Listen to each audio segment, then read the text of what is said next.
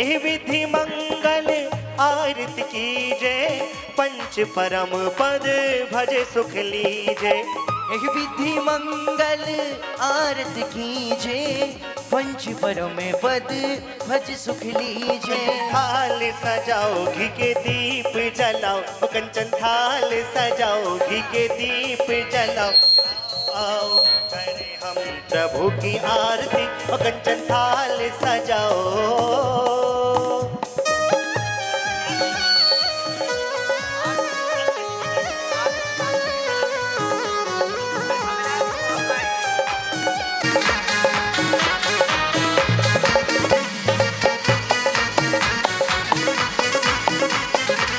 दूसरी आरती सिद्धन केरी, सुमिरन करत मिटे भव फेरी।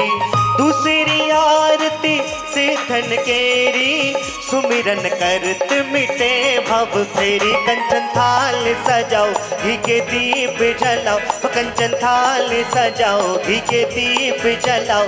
आओ आओ करे हम प्रभु की आरती, कंचन थाल सजाओ।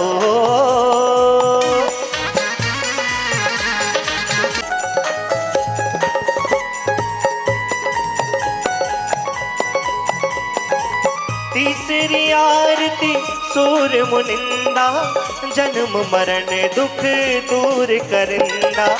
तीसरी आरती सूर मुनिंदा, जन्म मरण दुख दूर करिंदा। कंचन थाल सजाओ घी के दीप जलाओ, कंचन थाल सजाओ घी के दीप जलाओ। आओ आओ करे हम प्रभु की आरती, कंचन थाल सजाओ।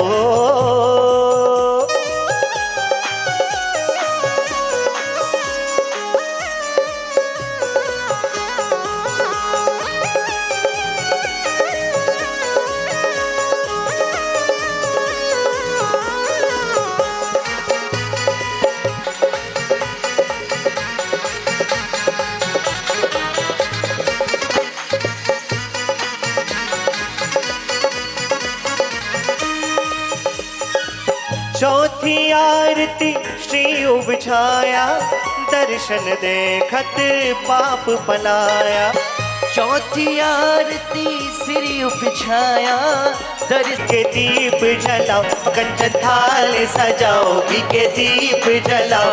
आओ आओ करे हम प्रभु की आरती, कंचन थाल सजाओ।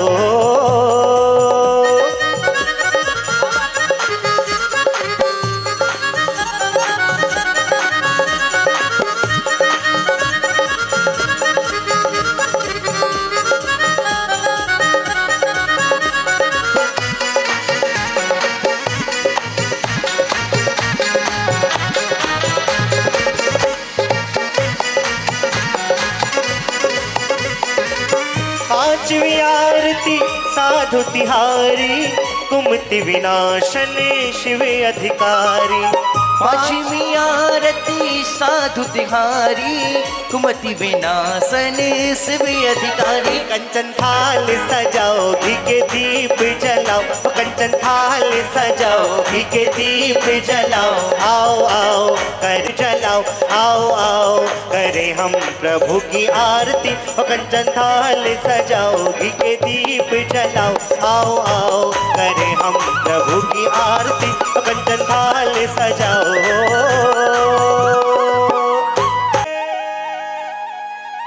भजो शुभ शाम रे,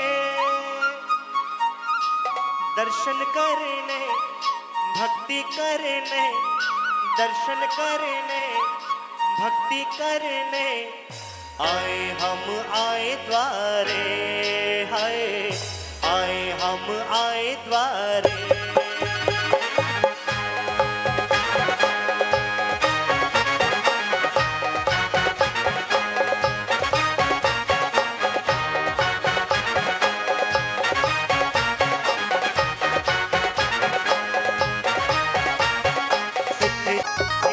खबर छपवा दो बाजार में। का नाम पद्म पुराण पड़ गया। रवि शेणाचार्य महाराज हुए। उनने जबरदस्त काम किया, श्री राम के पूरे चरित्र को 3 भागों में निबद्ध कर दिया। यूँ तो ये सारे श्लोक संस्कृत भाषा में थे, लेकिन जैन दर्शन के विद्वान, संस्कृत के विज्ञ पंडित पन्नालाल जी साहित्याचार्य, नाम सबने सुना ही होगा, सागर के थे। नागपुर भी अनेकों बार वो आए। उन्होंने बड़ा दुरूह कार्य किया।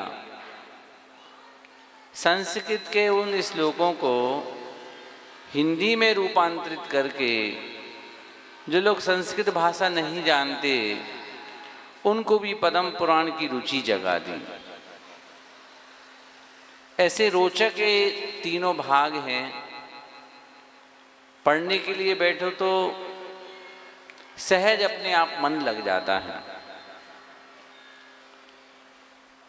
जैन आचार्यों ने कहा भी है कि महापुरुषों के चरित्र जो है ना, बोधि और समाधि को दिलाने वाले होते हैं, जिनागम 4 अनुयोगों में लिखा गया है। प्रथमान योग, करणान योग, चरणान योग और चौथा बोलो द्रव्यान योग।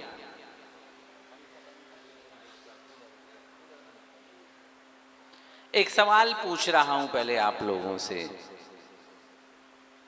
कम लोगों इसकी चिंता नहीं करना। एक एक व्यक्ति, मैंने कहा ना, 100 के बराबर वजनदार मान करके मैं अपनी बात आपके सामने रख रहा।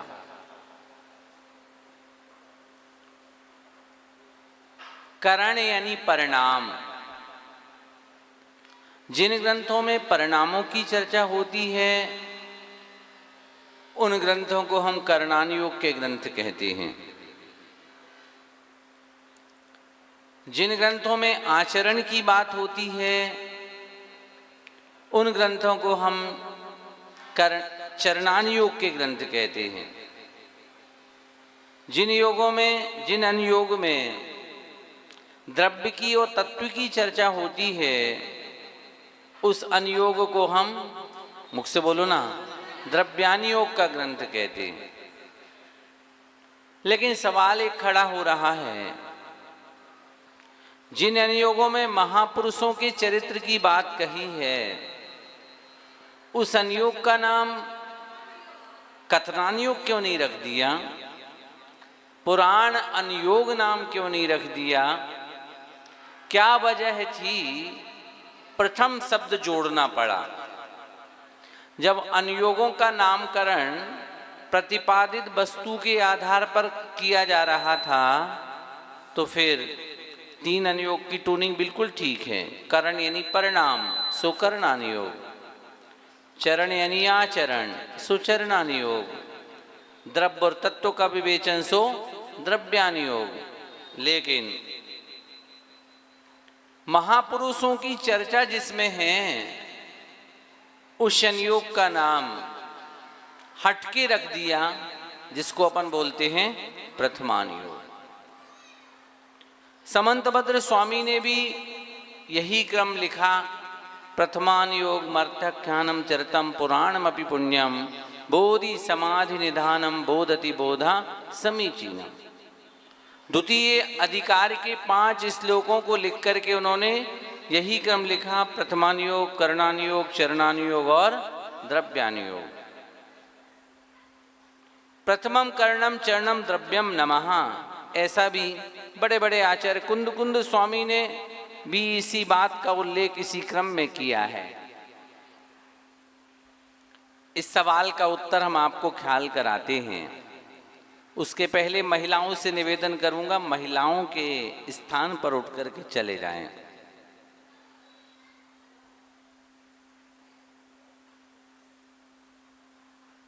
जो जब दे रहे हैं कोई बात नहीं, इस तरह पाओगे।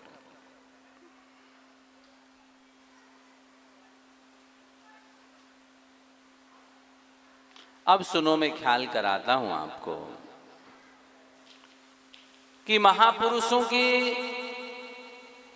चरित्र को बताने वाले ग्रंथ का नाम कथनान योग ठीक नहीं लगा, पुराण योग ठीक नहीं लगा, या कोई और शब्द उससे मिलता जुलता जोड़ा जा सकता था, वो नहीं जोड़ा, नाम दे दिया प्रथमान योग। इसकी वजह क्या है, एक छोटा सा प्रसंग सुना करके इस बात को आपके सामने ख्याल कराता हूँ। ध्यान से सुनना, सुन तो रहे हो, बोलो ना तो सुन।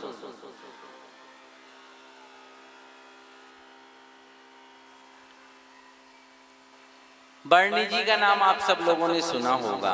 क्या नाम था? गणेश प्रसाद जी बरनी महाराज।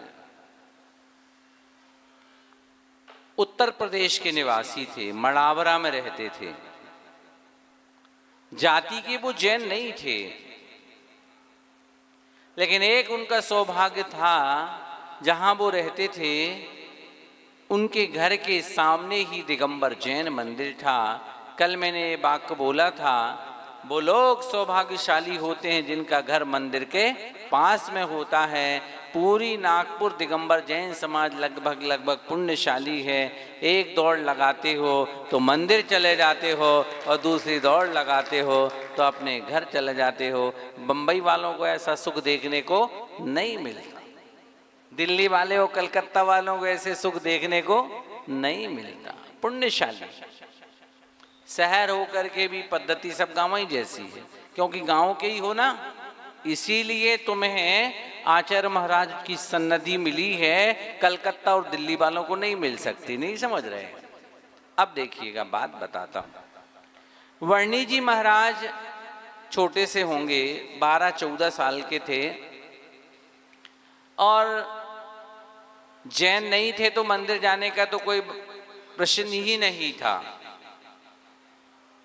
जिन मंदिर से उन्हें कोई लेना देना था नहीं।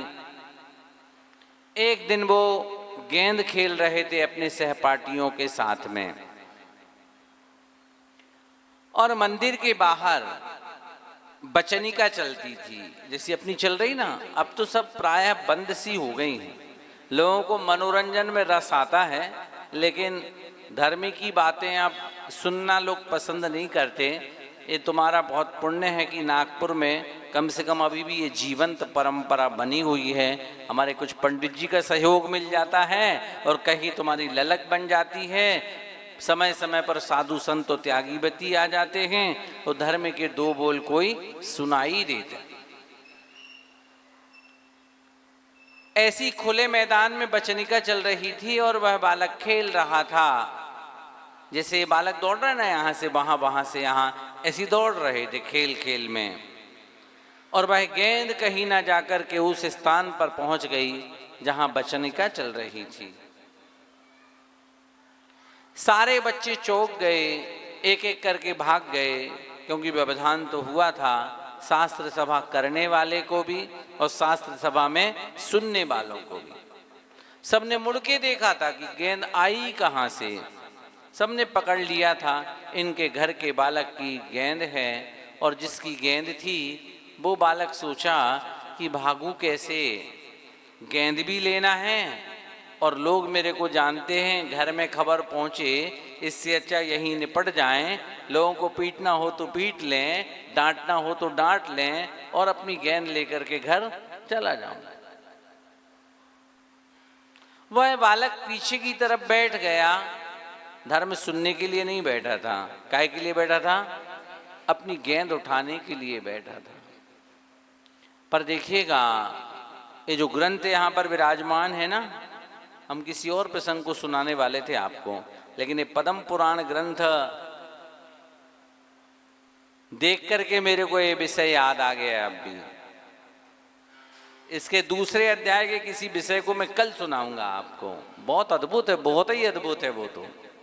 आज जरा सुनिएगा इस बात को।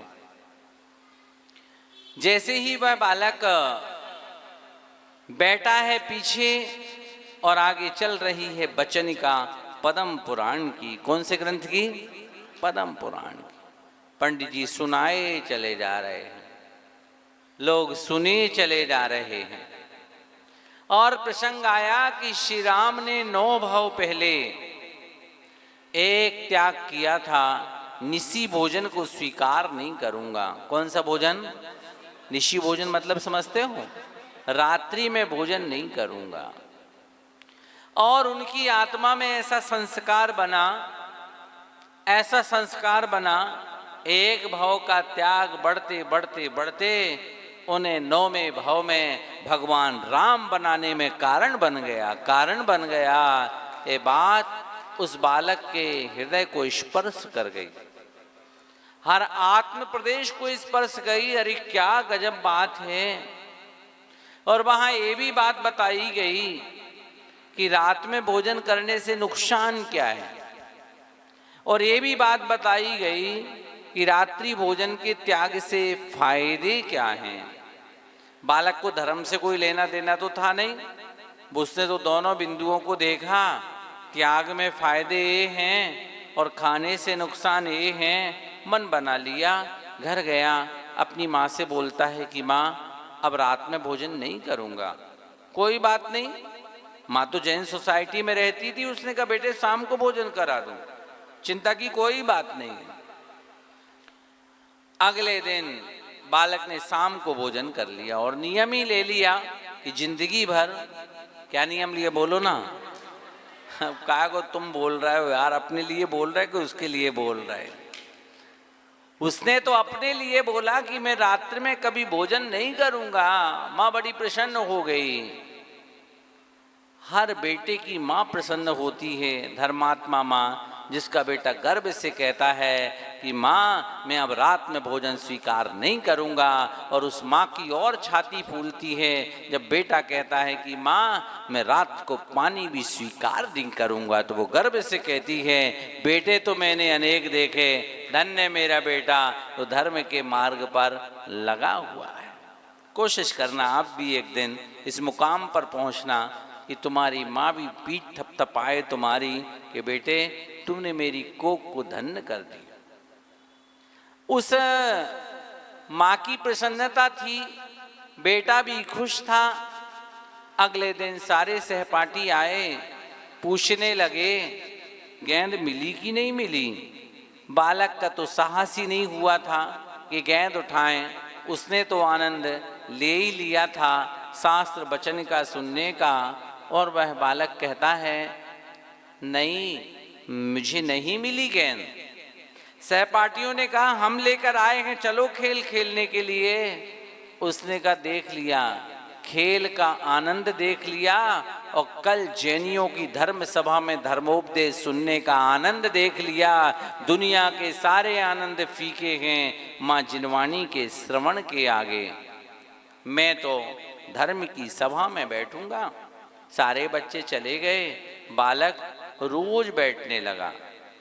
उसका घर ऐसे ही था जैसे सामने पट्टी है ना, समझो देहलान है, ऐसी वो बालक बैठ करके धर्म श्रवण करता था। लोगों ने जब देखा इस बालक की ललक बड़ी अच्छी है, क्योंकि बालक वचन का सुनाने वाला बाद में आता था, वो पहले बैठ जाता था। अब समय बदल गया, सुनाने वाले को पहले आना पड़ता है, सुनने वाला बाद में आता है। आप लोगों से नहीं बोल रहा हूँ, आप तो अपने समय पर आए होंगे, हम ही थोड़ी जल्दी आ गए, आप ऐसा मान के चलिएगा। पर समय काफी बदल गया। पहले लोग बोलते थे सुनाने वाले से कि आपसे हाथ जोड़ के निवेदन है कि 2 बातें सुना दो। अब सुनाने वाले को बोलना पड़ता है भैया बैठ जाओ यार, धर्म की 2 बातें सुन लो। बदल गया, समय काफी बदल गया। यहाँ तो फिर भी जीवंत है, बड़े बड़े शहरों की बात बता रहा हूँ। हुआ ऐसा, अब बालक जब रोज बैठने लगा तो लोगों ने कहा कि अरे बेटे तुझे इतनी रुचि है, धर्म किसका जो माने उसका, धर्म सभा में बैठ जाया कर। बालक तो यही चाह रहा था, कोई तो मेरे को कह दे तो धर्म सभा में बैठ जाऊं। अगले दिन से वो धर्म सभा में अग्रिम पंक्ति में बैठ करके धर्म की बात सुनने लगा। जब लोगों ने उसकी ललक देखी तो वो तो मंदिर भी जाने लगा।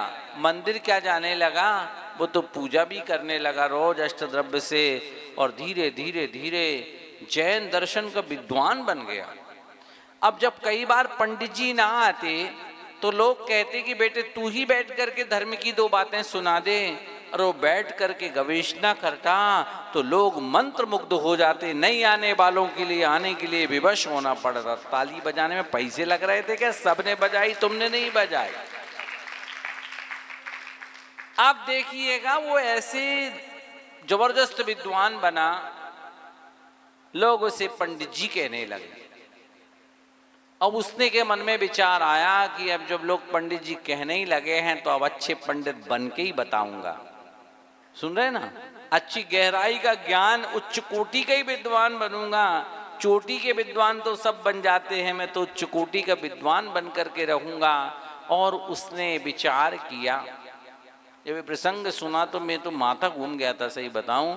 उस बालक के मन में आया विचार, 20 साल की उम्र का होगा, जितना भी हो, उम्र तो हम एकदम नहीं बोल पा रहे, बस युवा था। उसके अंदर एक जुनून जगा कि मैं तो जैन दर्शन को पढ़ूंगा। कहाँ पढ़ूंगा मैं? संस्कृत भाषा को और प्राकृत भाषा को।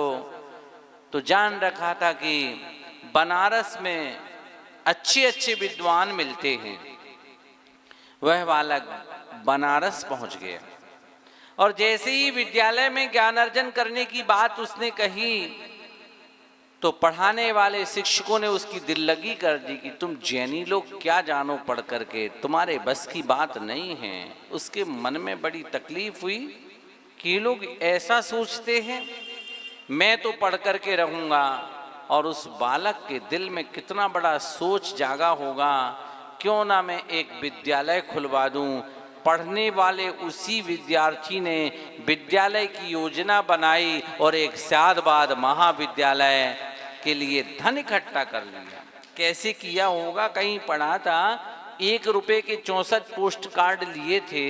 विद्वान था, सबके पत्र आते थे प्रश्न के लिए। उनने सब लोगों के लिए खबर भेजी, यहाँ पर एक विद्यालय के लिए जमीन खरीदने की भावना जगी है, कुछ धन दे दो।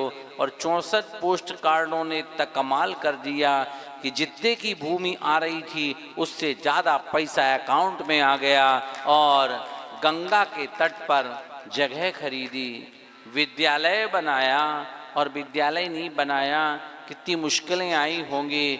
उसने उस विद्यालय को यूनिवर्सिटी से अटैच कर दिया, मान्यता प्राप्त कर ली और परमिशन भी मिल गई। कुलपति ने भी कहा कि विद्यालय का शुभारंभ होगा, शिक्षक भी आने लगे। लेकिन प्रश्न खड़ा हो गया, विद्यार्थी तो कम हैं तो मान्यता तुम्हारी निरस्त की जाएगी। नहीं, अब ये नहीं हो सकता। अब वह बालक स्वयं पहला विद्यार्थी बना है। देखिएगा, स्वयं ने विद्यालय खोला है, स्वयं विद्यालय का विद्यार्थी बना है और स्वयं ही विद्यार्थियों की खोज में निकल पड़ा है। और सबसे पहले वह बालक गया समझते, कहाँ गया? गया यानी बोध गया कहो या शिखर जी कहाँ कहो, अपन तो काय को दूसरा गया कहो, नहीं समझ रहे। शिखर जी के रास्ते वाला गया और मंदिर जी में पूजन कर रहा था। वह बालक आया था कि समाज के लोगों से कहूँगा कि भाई किसी के घर का कोई बालक हो तो मेरे को दे दो, वहाँ पढ़ेगा, सारी व्यवस्थाएं निःशुल्क मिलेंगी। लेकिन वहीं पर एक सोम मुद्रा का युवा भी पूजन कर रहा था। उसकी पूजन की तल्लीनता को देख करके बरनी जी तो स्तब्ध रह गए। और जैसे ही पूजन बालक की पूरी हुई ना और वह बचनिका करने के लिए बैठे तो उस बालक की तो ललक थी ही, वो भी बचनिका सुनने के लिए बैठ गया। क्या नाम है तुम्हारा? फला नाम। अरे तुम तो विद्वान बालक हो, आपका क्या नाम है? मेरा वर्णी नाम है। अरे आप तो बहुत विद्वान व्यक्ति हो। अहो भाग हमारे जो हमने आपके दर्शन पाए। वो भी कहते हैं अहो भाग हमारे जो हमने आपके दर्शन पाए। दोनों में वार्तालाप चालू हो गया। इतनी विद्वत्ता थी, फिर आगे ज्ञान अर्जन करने की ललक तुम्हारे अंदर क्यों नहीं आई? कहाँ के हो? हूँ तो मैं राजस्थान का, यहाँ आया हूँ अपने भाई के पास, व्यापार के सिलसिले में आया हूँ। तो फिर आगे की पढ़ाई करने का मन, कोई संसाधन नहीं मिले ना, इसलिए विराम दे दिया। चलो मेरे साथ चलो, पूरी योजना बताई। ठीक है मैं चलता हूँ। स्वाभिमानी देखो वो बालक क्या बोलता है, ज्ञान अर्जन तो करूँगा लेकिन अर्थ उपार्जन स्वयं करूँगा। और वह बालक भी चल पड़ा बनारस और स्यादवाद महाविद्यालय का विद्यार्थी बना और गंगा के तट पर सुबह गमछा बेचता और जो पैसा आता उसमें अपनी व्यवस्थाएं बना करके अपना ज्ञान अर्जन के क्रम को आगे बढ़ा दिया। कम समय में ऐसी जबरदस्त विद्वत्ता हासिल की दोनों बालकों ने, यहाँ वर्णी जी ने भी और यहाँ कई बार मेरे को लगता कई लोग कहते हैं आज का युग कौन का है, तो जब गहराई में जाता हूँ तो लगता है आज का युग वर्णी जी महाराज का युग है। काश, क्योंकि अगर वर्णी जी नहीं होते तो शादवाद महाविद्यालय नहीं होता और शादवाद विद्यालय नहीं होता तो राजस्थान का वह बालक विद्वान नहीं बनता, यानी वही विद्वान बन करके पंडित भूरामल जी बने। और अगर भूरामल नहीं होते तो वही तो ज्ञान सागर महाराज बने, और अगर ज्ञान सागर महाराज नहीं होते तो आचार्य विद्यासागर महाराज नहीं होते, और विद्यासागर महाराज नहीं होते तो आचार्य समय सागर जी महाराज नहीं होते, और समय सागर महाराज नहीं होते तो नागपुर वालों तुम दुकान चला रहे होते। समझ रहे ना, तुम्हें ये चिंता नहीं आती कि पैसा हमें इसलिए भी कमाना है कि मंदिर में हम दान देंगे। सच बताऊं, कर रहे हो पाप का काम। नागपुर का हर व्यक्ति के लिए बोल रहा हूं, नागपुर का हर व्यक्ति कर रहा है आरंभ सारंभ का काम, लेकिन उपार्जित कर रहा है पुण्य, क्योंकि उसकी हर ग्राहक में भावना जुड़ी है आने वाले पैसे को पुण्यानुभूति में ले जाकर के जिन मंदिर में लगाऊंगा, जिन मंदिर में लगाऊंगा। ये जो जबरदस्त पुण्य उपार्जन करने का तरीका है, ये तरीका किसी और की बस की बात नहीं थी। ये तो आचार्य विद्यासागर महाराज की सोच का कमाल था कि तुम गृहस्थों के लिए भी वो ऐसा कार्य करके चले गए कि पैसे कमाते रहो और अंश दान दे दे करके एक ऐसी अद्भुत चीज खड़ी कर दो। तुम चले जाओगे, तुम्हारी पीढ़ी चली जाएंगी, 10-50 नहीं सैकड़ों पीढ़ी चली जाएंगी, पूरा परिवार पूरा शून्य हो जाएगा, लेकिन गगनचुंबी हजारों वर्ष तक परिवार पूरा का पाषाण का जिनालय जयवंत रहेगा, जयवंत रहेगा, निश्चित रूप से रहेगा।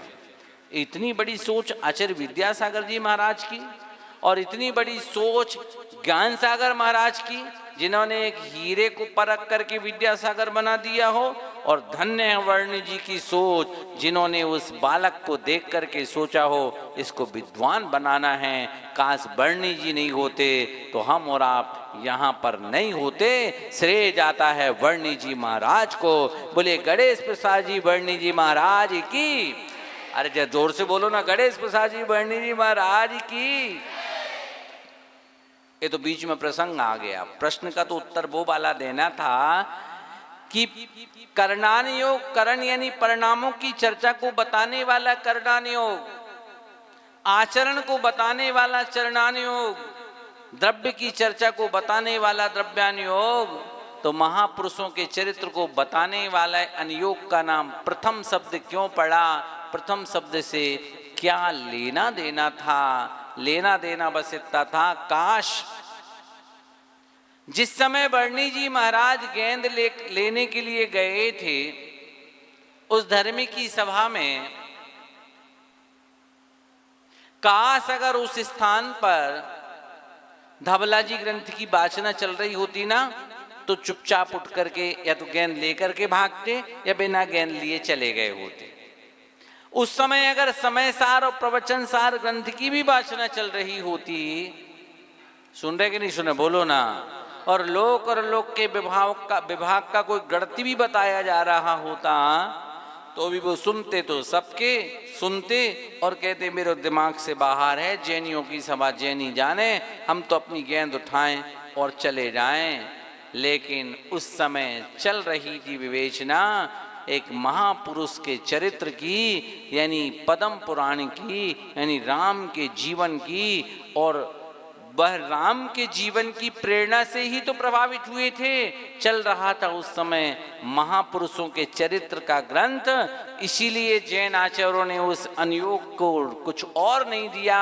प्रारंभिक अवस्था में अगर पढ़ने योग्य कोई अनुयोग है तो उस अनुयोग का नाम हम प्रथमान योग रखते हैं, न और कोई न कथनान योग रखते हैं, न पुराण अनुयोग रखते हैं। ये भी एक देखी गई है विसंगति। जिन लोगों ने, ऐसा कोई हो तो नहीं, वायरस तो नहीं है हम मुमुक्षुओं का कोई एक आध हो तो भी अच्छे से सुन लो, तो प्रेम से ही बोल रहे हैं। काश कई लोग नो जो शुरू में ही समय सार जी और प्रवचन सार जी ग्रंथ पढ़ लेते हैं तो फिर उनकी बुद्धि ऐसी हो जाती है, ना तो उनको प्रतिमा लेने का भाव आता है, ना तो उनको शुरू से वही चीज़ें पढ़ी तो मुनि महाराज बनने का भाव आता है, और ना मुनियों को आहार कराने का भाव आता है। उनको तो लगता ग्रंथ उठाओ और पढ़ो, मैं तो शुद्ध हूँ, मैं तो त्रैकालिक सुंदू पर द्रव्यों से पूर्णता भिन्न हूँ, मैं तो गायक स्वभाव वाला हूँ, सहज आनंदमय स्वभाव वाला हूँ। आत्मा की बात तो बहुत अच्छी करेंगे लेकिन आत्मा से बात नहीं कर पाएंगे, क्योंकि आत्मा से बात करने के लिए तो दिगंबर मुद्रा को प्राप्त करना अनिवार्य है, अनिवार्य है। बात कर लेना बहुत हमें ध्यान है।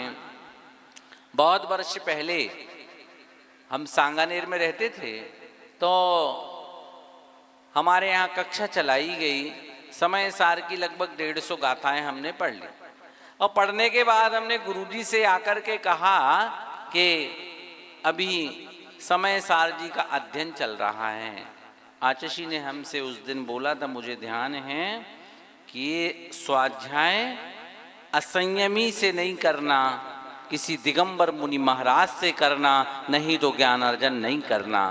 हमने जाकर के उस कक्षा को बंद कर दी थी। भैया प्रारंभिक अवस्था में जो ग्रंथ पढ़े जाते हैं वो महापुरुषों के चरित्र होते हैं, इसीलिए उसका नाम, जब वो अच्छे से पढ़ लिए जाएं, इसके उपरांत कोई भी अनुयोग को पढ़ते चले जाओगे। मैं आपसे ये नहीं करूं कि प्रथमानुयोग के अलावा अन्य अनुयोग कार्यकारी नहीं हैं, चारों अनुयोग कार्यकारी हैं आत्म कल्याण करने के लिए। जैसे एक खाट है ना, जैसे तखत है, इसके कितने पैर हैं गिनोगे क्या, बोलो ना? 4 हैं, चारों ही महत्वपूर्ण हैं।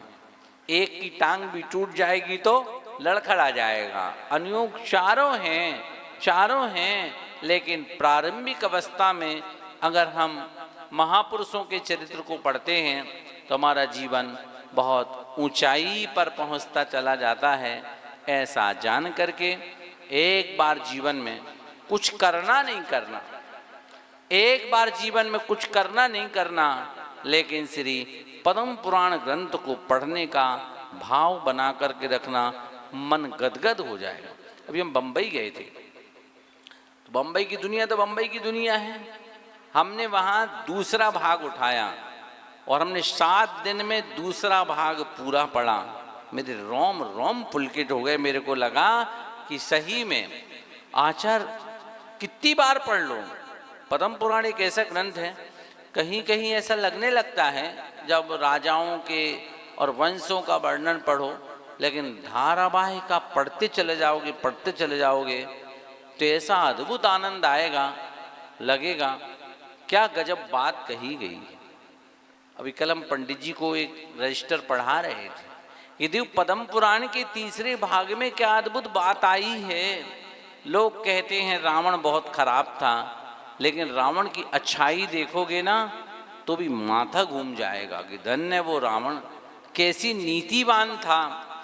पद्म पुराण में आया है कि रावण ने जब इसे जाना, कल से मेरे जिन मंदिर में सिद्ध चक्र की, उस समय जो भी चलता हो, महायज्ञ शब्द लिखा है, महापूजा शब्द आया, महापूजा हो रही है, युद्ध चल रहा है। एक तरफ राम अपनी सेना को लेकर के आ चुके हैं लंका में, और दूसरी तरफ रावण भी अपनी सेना को लेकर के प्रहार कर रहा है। लेकिन मंदिर में ये बात ख्याल आई, अरे कल से तो अपने मंदिर में महापूजा चल रही है। रावण ने तुरंत पाती लिख करके भेजी, किसको? अरे बोलो ना, राम को, और लिख करके भेजा कि सुनो 8 दिन, और पूरे नगर में घोषणा करवाई कि पूरे नगरवासियों 8 दिन सारे कामों को विराम दे देना, हिंसा का कोई कार्य नहीं करेगा, पाप का कोई कार्य नहीं करेगा, संयम की आराधना करेगा, त्याग व्रत से जुड़ेगा। और एक वाक्य और लिखा, अगर इन नियमों का कोई उल्लंघन करेगा ना तो हम उसे देश निकाला दे देंगे। और जाओ जाओ ये बात पाती लेकर के श्री राम के पास ही पहुंचा दो, हो सकता है तुम आकर के मेरी लंका पर उपद्रव भी करो तो कर लेना, लेकिन 8 दिन हम अपनी ओर से युद्ध नहीं करेंगे। जैसे ही पाती लेकर के दूत पहुंचता है, राम भी जहाँ थे, राम भी जहाँ होंगे वहाँ भी उनके यहाँ भी ऐसी कोई महापूजा का शुभारंभ होने वाला होगा। श्री राम के मन में भी यही भाव आया, लक्ष्मण को बुलाया कि सुनो कल से युद्ध स्थित कर दो। लक्ष्मण तो लक्ष्मण थे, लक्ष्मण थोड़ी उत्तेजित हुए कि समझ में आ रहा कि नहीं आ रहा, इतनी बड़ी सेना है, अपनी सीता जी वहां पर हैं और आप कहते युद्ध को विराम दे दो, किस वजह से? वजह कोई और नहीं है, कल से जो है ना मंदिर में महापूजा हो रही है, अभी अपन और दूसरा कार्य नहीं करेंगे। और राम ने भी पाती लिख करके भेज दी, किसके पास? रावण के पास। दोनों दूत मिले, एक्सचेंज कर लिया पत्र की, यही भाव तो मेरे पिताजी मेरे राजा और यही भाव मेरे राजा लिख करके भेज रहे हैं। और पद्म पुराणकार लिखते हैं 8 दिन तक युद्ध स्थगित हो गया और दोनों ने मिलकर के ठाट बाट से महापूजा को संपन्न किया। ये थी रावण की नीति। राम की नीति हो तो बहुत बड़ी बात नहीं है, राम तो धर्मात्मा था ही, राम राम के नाम तो दुनिया गा ही रही है। लेकिन यहाँ देखो क्या जबरदस्त बात है। वो प्रसंग भी कभी पढ़ना कि जब यहाँ ध्यान में बैठा हुआ है, बहुरूपणी विद्या सिद्ध कर रहा है रावण, यहाँ राम को विभीषण ने कहा कि बड़ा मामला गड़बड़ हो जाएगा, यदि ये विद्या हमारे भाई को प्राप्त हो गई ना तो श्री राम जी अपना जीतना संभव नहीं है, तो क्या किया जाए, कुछ विघ्न कर दिया जाए। राम कहते हैं नहीं, ऐसा सोच कभी नहीं करना। जो धर्म ध्यान कर रहा है, हम हार जाएं मंजूर हैं, लेकिन धर्म से किसी को हरा करके जीतना समझदारी नहीं है। राम ने सबको आदेश दिया था कोई उस पर उपद्रव नहीं करना, लेकिन एकाध उपद्रव भी तो होता ही है, होता ही है, सबकी टीम में होता है, नहीं समझ रहे, सभी की टीम में होता है। तो संसार है, गृहस्थों में भी समाज में एकाध उपद्रवी निकलता ही है, त्यागी बतियों में भी एकाध उपद्रवी होता ही है, और संतों में भी कोई एकाध उपद्रवी हो ही जाता है। संसार है तो कोई बहुत बड़ी बात नहीं है, महावीर स्वामी के शासन काल से चली आई है, कोई बड़ी बात नहीं। अब उसमें से अंगद तो अंगद थे, अंगद ने कही ने हमें राम की मानने न रावण की मानने, हम तो जा रहे उपद्रव करवे। कहाँ पे बोलो?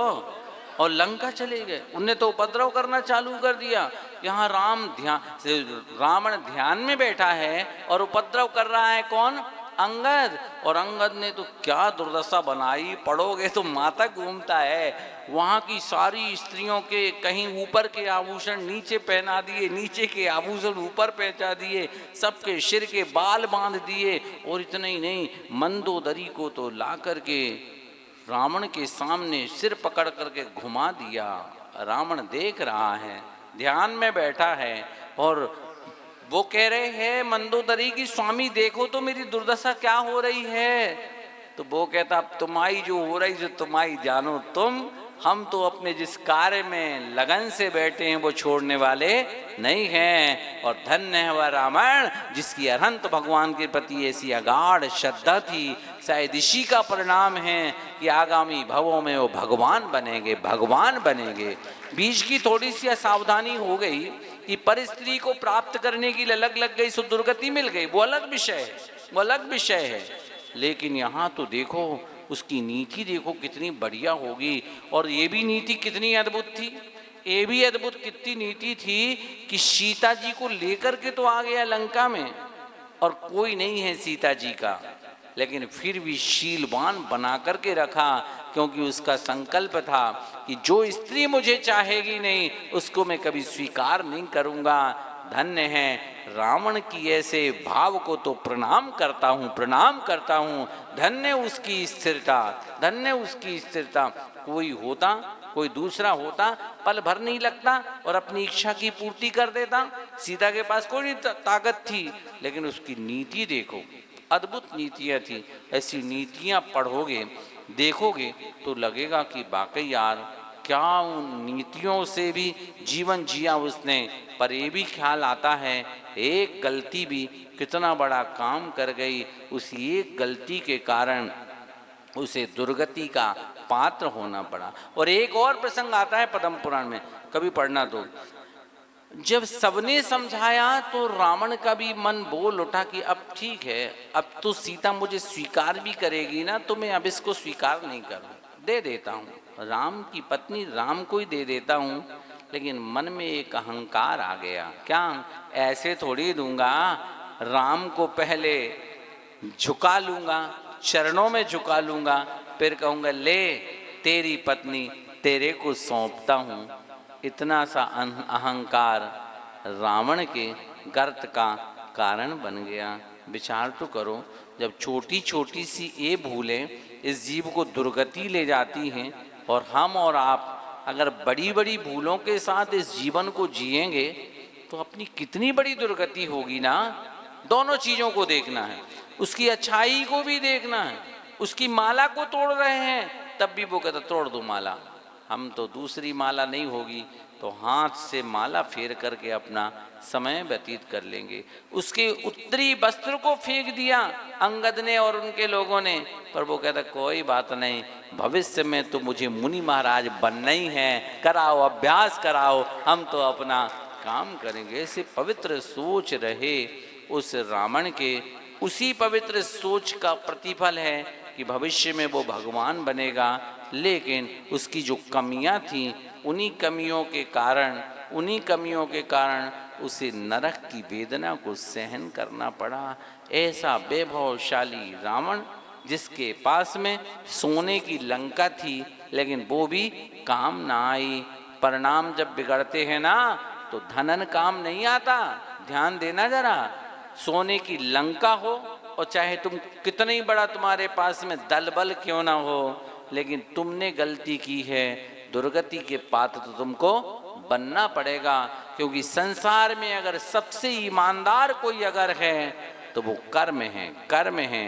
कर्म अभी का अभी भी फल दे सकता है, और आज का किया कर्म कई भवों के बाद फल देता है। कई बार देख करके ऐसा लगता है, कई उपद्रवियों को देख करके लगता है कि यार इनके तो इतने ठाट बाट चल रहे हैं यार, ये शराब भी पीता है, ये जुआ भी करता है, ये उपद्रव भी करता है, धन देखो तो इसके बढ़ रहे हैं, यश देखो तो इसका बढ़ता चला जा रहा है, और अपन तो ईमानदारी से जीवन जी रहे और अपनों कच्चू नहीं हो रहा है।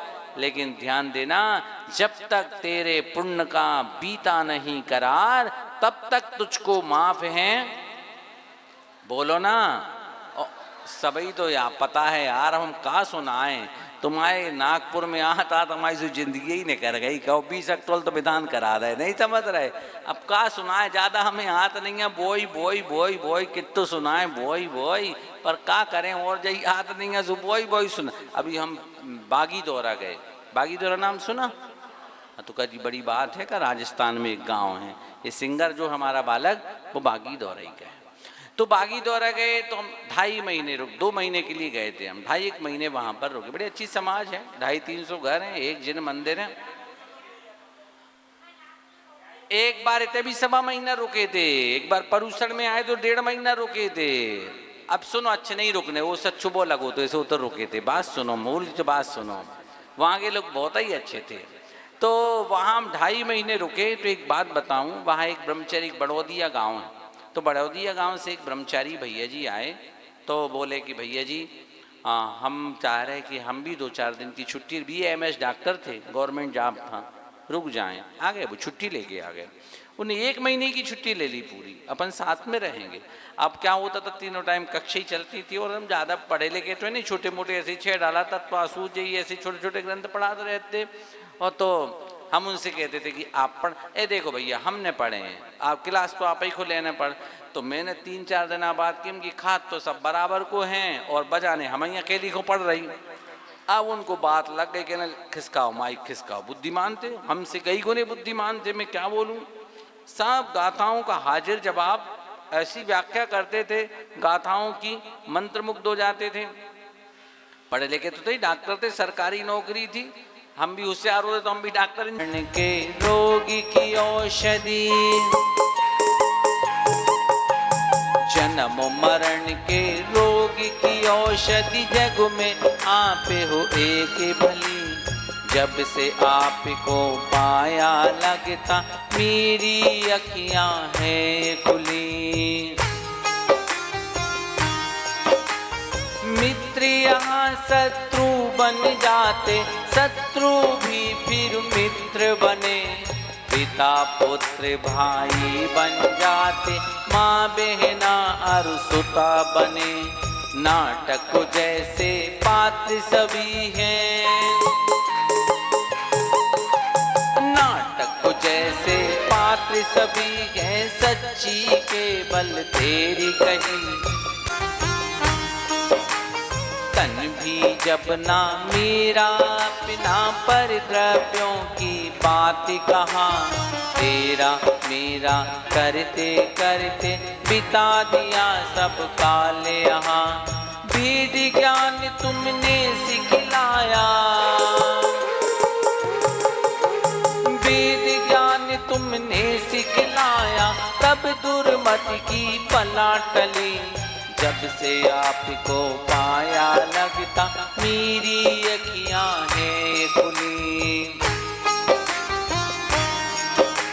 सब द्रव्यों को भोग चुके हैं, कोई जग में नया नहीं, नए रूप में हमें लुभाता मोहे छलियां दिखा बही। शरण आपकी जब से पाई, शरण आपकी जब से पाई, मोहित फिर ना एक चली, जब से आपको पाया लगता मेरी अखियां हैं खुली। कल्प वृक्ष में यही मेरे, जिनने मुझको शरणा दे, सिद्ध चक्र हैं यही मेरे, जिनने मुझ पर कृपा की। मेरी श्रद्धा मेरी भक्ति, मेरी श्रद्धा मेरी भक्ति, यही मेरे विधान है। मेरे गुरुवर विद्यासागर धरती के भगवान हैं, मेरे गुरुवर समय के सागर धरती के भगवान हैं।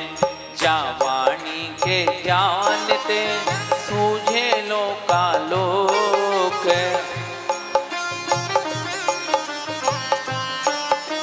हे जिन वाणी भारती तो ही जपो दिन रैन, जो तेरो शरणागत। और देखो आज हमने आचार्य महाराज की पूजन के पहले पूरा विधान कर दिया था।